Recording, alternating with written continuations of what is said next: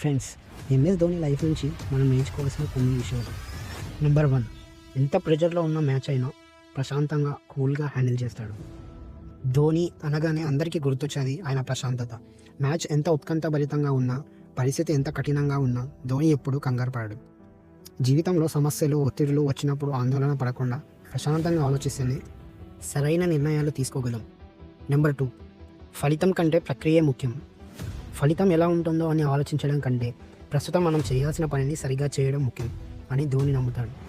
గెలుపోటముల గురించి అతిగా ఆలోచించి సమయాన్ని వృధా చేయకుండా మన చేతుల్లో ఉన్న పనిపై 100% శ్రద్ధ పెట్టాలి. నెంబర్ 3, గెలుపు ఓటమిని సమానంగా స్వీకరించడం. ధోని ప్రపంచ కప్ గెలిచినప్పుడు ఎంత సాధారణంగా ఉంటాడో మ్యాచ్ ఓడిపోయినప్పుడు కూడా అంతే హుందాగా ఉంటాడు. గెలిచినప్పుడు క్రెడిట్ అంతా టీంకి ఇచ్చేసి తన వెనక నిలబడతాడు. విజయం వచ్చినప్పుడు తలకెక్కించుకోకూడదు, అపజయం వచ్చినప్పుడు కుంగిపోకూడదు. రెండింటినీ సమానంగా స్వీకరించాలి. నెంబర్ 4, నాయకత్వ లక్షణాలు.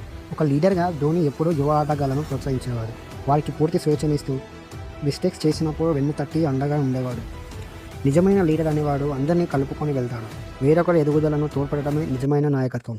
నెంబర్ 5, గతాన్ని భవిష్యత్తును వదిలేసి ప్రస్తుతంలో బతకడం. ధోని మైదానంలో ఉన్నప్పుడు కేవలం ఆ బంతిని ఎలా ఎదుర్కోవాలనే దాని గురించి ఆలోచిస్తాడు. అంతకుముందు బంతి ఏమైందని ఆయనకు అనవసరం. గతంలో జరిగిన తప్పుల గురించి ఏడవడం, భవిష్యత్తు గురించి భయపడటం మానేసి ప్రస్తుతం మనకున్న సమయాన్ని సరిగ్గా వాడుకోవాలి. నెంబర్ 6, 2007 T20 వరల్డ్ కప్లో చివరి ఓవర్లో జోగిందర్ శర్మకు బంతి ఇవ్వడం, 2011 వరల్డ్ కప్ ఫైనల్లో ఫామ్లో ఉన్న యువరాజు కంటే ముందే బ్యాటింగ్కు రావడం, ఇవన్నీ ధోని తన అంతరాత్మకు నమ్మి తీసుకున్న నిర్ణయాలు. ఒక్కోసారి జీవితంలో అందరూ వెళ్ళే దారిలో కాకుండా మనపై మనకు నమ్మకంతో రిస్క్ తీసుకుని ముందడుగు వేయాలి. ప్రతిరోజు ఇలాంటి కంటెంట్ కావాలంటే మన ఛానల్ని ఇప్పుడే సబ్స్క్రైబ్ చేసుకోండి అండ్ మీ క్రికెట్ ఫ్రెండ్స్కి షేర్ చేయండి.